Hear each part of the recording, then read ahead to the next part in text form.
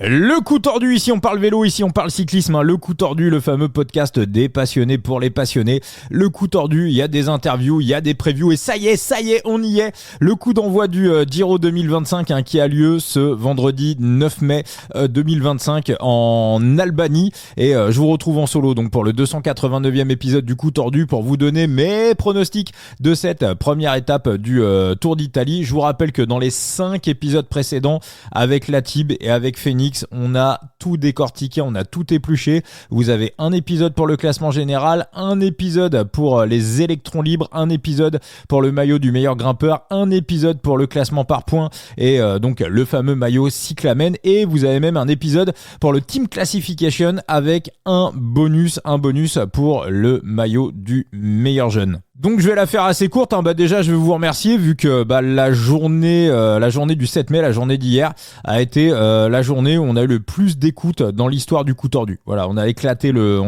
record. Plus de 2000 écoutes enregistrées sur la journée du 7 mai 2025. Donc c'est la journée, le précédent record était un petit peu plus de 1500 écoutes sur une journée. Donc voilà, donc on est content. Merci à vous. Ça fait plaisir. Vous êtes à l'écoute du podcast et voilà, on est tous ensemble et on va continuer. Alors puisqu'on parle de podcast, juste avant d'attaquer la preview, j'ai quelques petites choses à vous annoncer. Je vous en ai parlé rapidement dans le dernier épisode qui était consacré au Team Classification. C'est l'arrivée d'un podcast, d'un nouveau podcast.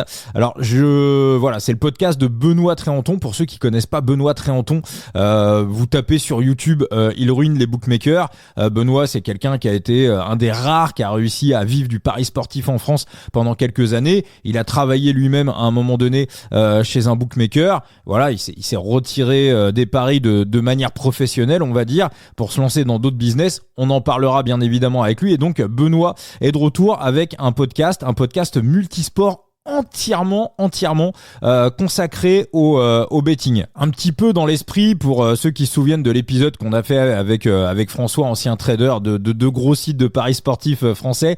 Ça sera un petit peu dans cet état d'esprit, avec en plus bien évidemment des paris, des pronos court terme, des pronos long terme. Alors vous êtes en train de vous dire, mais moi qu'est-ce que je viens foutre là-dedans? C'est moi qui vais animer le podcast. En tout cas, sur les premiers épisodes, sur les premières semaines, je vais donc filer un coup de main à Benoît pour lancer tout ça. Donc encore une fois, ça parlera quasiment pas de vélo, pour ce qui est du coup tordu avec Latib et avec Enzo, ça ne change absolument rien.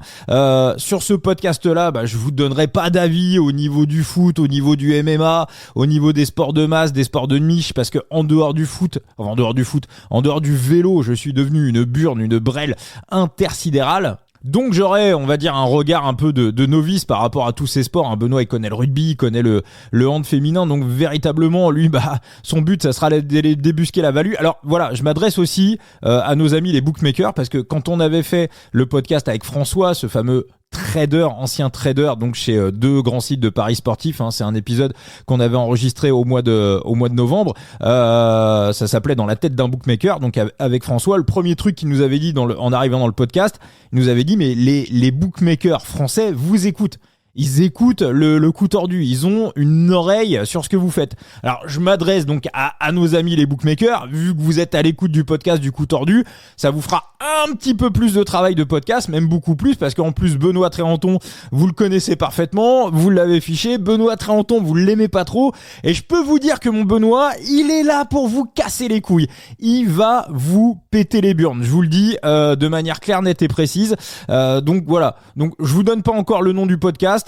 Je peux juste vous dire qu'en logique, si tout va bien, vous aurez un premier épisode, un épisode 0 qui sera disponible la semaine prochaine sur toutes vos plateformes de podcast et également sur YouTube. Et encore une fois, si vous ne connaissez pas Benoît, il avait écrit le livre Vaincre la chance. Et si vous avez envie d'en savoir un petit peu plus sur Bebe, vous tapez sur YouTube, il ruine les bookmakers. C'est un reportage qui avait été fait sur lui, qui date d'il y a quelques années. Le même sujet également, il y a eu 2 reportages télé. Il y en a un autre qui traîne également sur TikTok.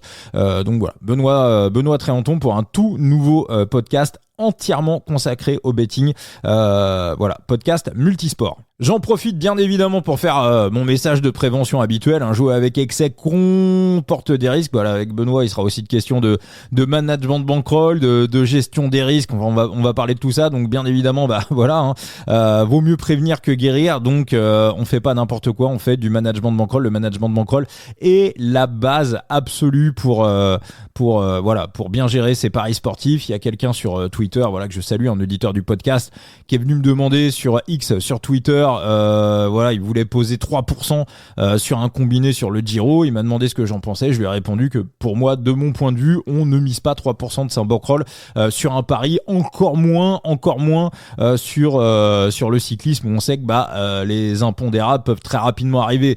3%, vous me diriez, allez sur je sais pas, un top 4 d'une équipe anglaise, je sais pas, vous avez 1,40 pour le top 4 de Manchester City. Encore, c'est peut-être pas le bon exemple, parce que je sais pas si City est dans le top 4 en Angleterre, mais voilà, éventuellement ça peut-être s'entendre sur un PLT long terme, on va dire un peu safe, où la variance est mesurée. Mais non, 3% sur du cyclisme, ça pour moi, clairement, en tout cas dans mon ADN, dans ma gestion à moi, clairement ça n'existe pas. On bascule aussi sur Side Limit. Alors pour vous rappeler que vous avez jusqu'à ce vendredi midi, jusqu'au coup d'envoi du Giro, pour faire vos compos d'équipe sur Side Limit, un $425 de prize money mise en jeu sur Side Limit pour ce Giro 2025. Donc le but du jeu, c'est de récupérer les cartes des coureurs et de faire vos compositions d'équipe. Pour les nouveaux, la Ligue 4 est intégralement gratuite. C'est-à-dire que là, j'enregistre le podcast. Vous n'êtes pas encore sur Side Limit, vous m'entendez, vous m'écoutez, vous pouvez prendre quelques minutes pour aller vous inscrire sur Side Limit.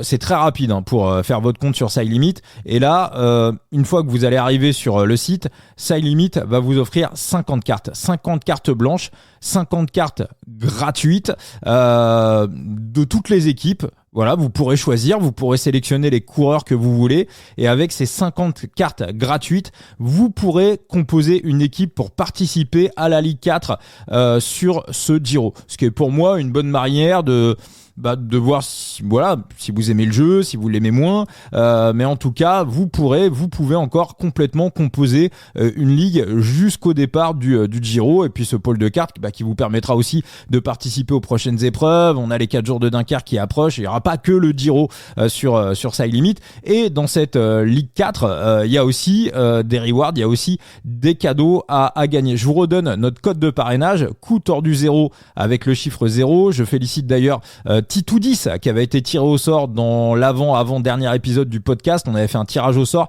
et il était passé par notre code de parrainage. Il repart avec la carte de Krieger des Tudors qui fait le Giro. Je vous annonce qu'on va refaire pas mal de tirages pendant le Giro. On va, je pense, en refaire un dans le prochain épisode. Donc vraiment, je vais balancer de la reward, aller au moins 2 fois par semaine.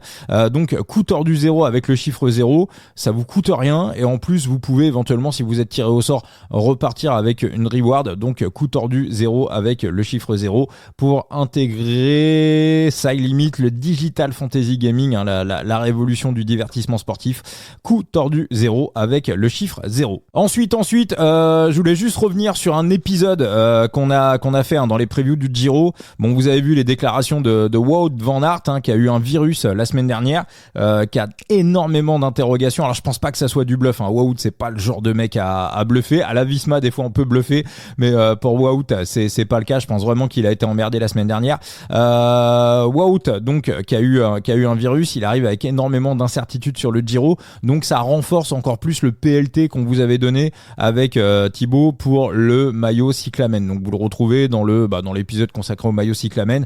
Ça doit être le 286e épisode. Donc voilà, on n'avait pas l'info à ce moment-là, mais on va dire que les planètes sont alignées et que ça colle plutôt bien. Le parcours de cette première étape du Giro, alors il y a Enzo qui vous a fait ça bien sur son site The Big Gear, n'hésitez pas à aller faire un petit tour. C'est plat sur les 67 premiers kilomètres, ensuite on a une ascension assez roulante de deuxième catégorie, ensuite on va vers les rues de Tirana, on est en Albanie, on termine avec 2 ascensions qui font 7 km, on est à 4,4% de moyenne. Il y a juste, voilà, c'est une boucle, on fait 2 fois la même ascension. Il y a juste à un moment donné un passage d'un petit peu plus d'1 kilomètre à 8%. C'est véritablement le seul passage où on peut faire des différences. Ensuite, après la dernière ascension, on a 6 km de descente. C'est un peu technique, mais comme l'a dit Enzo sur son site, les routes sont plutôt larges. Et ensuite, on termine avec 5-6 km de faux plat descendant. Le vent, c'est quasi nul. Ça devrait pas véritablement influencer. Peut-être des risques de pluie en milieu d'étape. Le temps paraît quand même relativement incertain. Donc moi, mon scénario pour cette première étape, je vais vous le donner. Je vois quand même énormément d'équipes qui, pour moi, ont coché cette étape avec des sprinters qui passent plutôt bien les bosses. Donc Caden Groves a fait des progrès en montagne. Donc Caden Groves, les Alpecin, il n'y a pas de leader pour le classement général. Donc du côté des Alpecin, je pense que clairement on va rouler, on a coché l'histoire. Du côté des décathlons, on a aussi, je pense, intérêt à rouler. Je vois au moins 3 cartes. Vandramix, Dorian Godon, c'est quelque chose qui peut lui convenir. Et attention à Sam Bennett, c'est Enzo qui le soulignait dans l'avant-dernier podcast. C'était sur le Tour du Poitou-Charentes. Sam Bennett, on le voit passer les bosses comme rarement on les a vus. Alors quand il était à son prime, c'est vrai qu'il y avait eu une Vuelta il y a quelques années, ça devait être la Vuelta 2017 ou 2018. Alors il giclait dans les bosses. 2019 peut-être. Il était très très bien. Donc voilà, on retrouve des éclairs de ce Sam Bennett de l'époque. Donc attention à Sam Bennett. Mais du côté des décathlons AG2R, il est évident qu'on va rouler.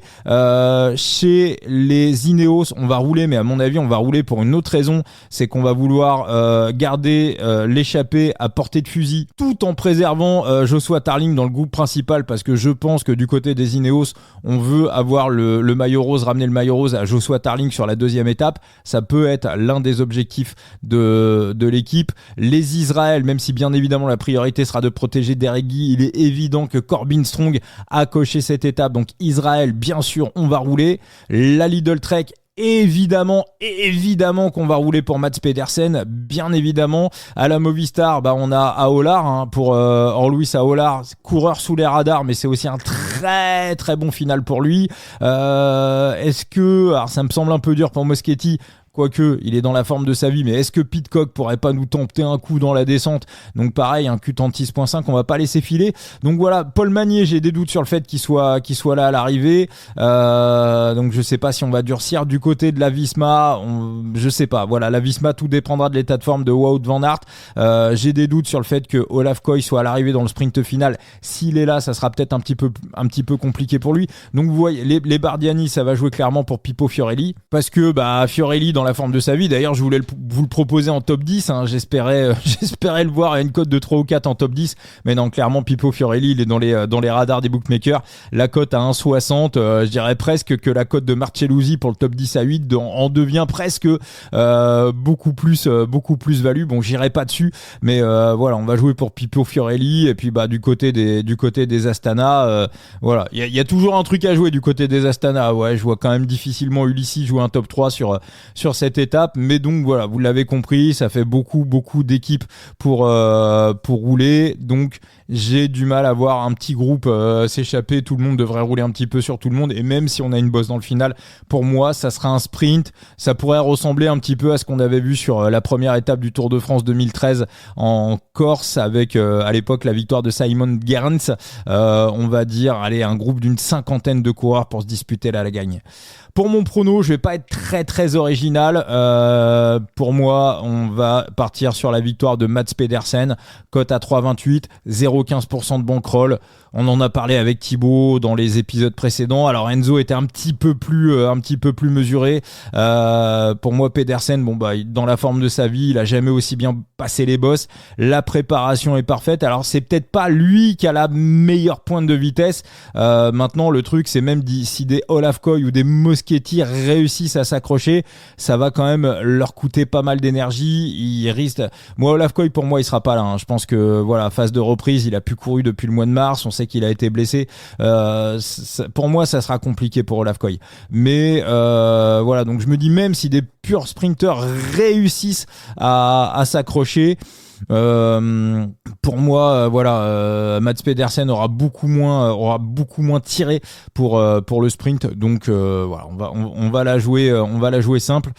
Pour cette première étape, 0,15% de bankroll pour la victoire de Mats Pedersen. Je vous rappelle que dans tous les épisodes précédents, vous retrouvez tous les PLT qu'on vous a donné. On vous a donné 1 ou 2 PLT à chaque épisode. Je vous souhaite à tous un bon Giro. Je vous rappelle que le coup tordu est disponible sur toutes les plateformes de podcast, sur Apple Podcast, sur Deezer, sur Spotify. Il y a aussi la chaîne YouTube du coup tordu. Il n'y a pas nos tronches sur la chaîne YouTube, mais ça commence à monter petit à petit, donc n'hésitez pas à vous abonner. Également, quand je sors les épisodes du coup tordu, en priorité ils arrivent sur YouTube et vous les retrouvez 15-20 minutes, une demi-heure après. Ça dépend des plateformes de podcast, mais en tout cas quand je balance un épisode et que je l'annonce sur les réseaux sociaux, il arrive en premier sur YouTube. Les YouTubeurs, ceux qui sont sur YouTube, chopent le podcast avant les autres, et ensuite il arrive sur les différentes plateformes. The Big Gear, le site d'Enzo, donc pour avoir toutes les previews écrites, et puis Thibaut également qui a fait des previews sur le site Vélo Futé et tous les réseaux sociaux du coup tordu. Vous nous retrouvez, vous nous rejoignez. Big up à tous ceux qui m'ont envoyé des messages en privé. Abdel qui m'a envoyé un message cet après-midi. Si vous avez des petites questions à poser, même si je vous réponds pas dans l'heure ou dans les 2 heures, jamais ça me dérange, jamais ça me casse les burnes. Donc si vous avez envie d'éclaircir un point, si vous avez besoin d'un avis, même si de manière générale, quand je vous donne des bêtes ou des avis, c'est véritablement que j'ai épluché l'intégralité de la start list. Mais il est vrai que aussi dans certains pays, il y a aussi des bêtes auxquelles je n'ai pas accès. Donc après, personne n'a la science infuse, tous les avis sont bons à prendre. On peut aussi avoir hors antenne, parfois en dehors du podcast, des petits débats contradictoires où on parle technique, on parle tactique, on parle stratégie, pas obligatoirement betting. Donc tout ça, c'est aussi toujours intéressant. Donc vraiment, s'il y a quoi que ce soit, n'hésitez pas. Le coup tordu sur Twitter, sur Facebook, sur Instagram et sur TikTok. Allez, à très vite les amis. Logiquement, on se retrouve ce vendredi soir pour la preview du contre-la-montre et de la deuxième étape.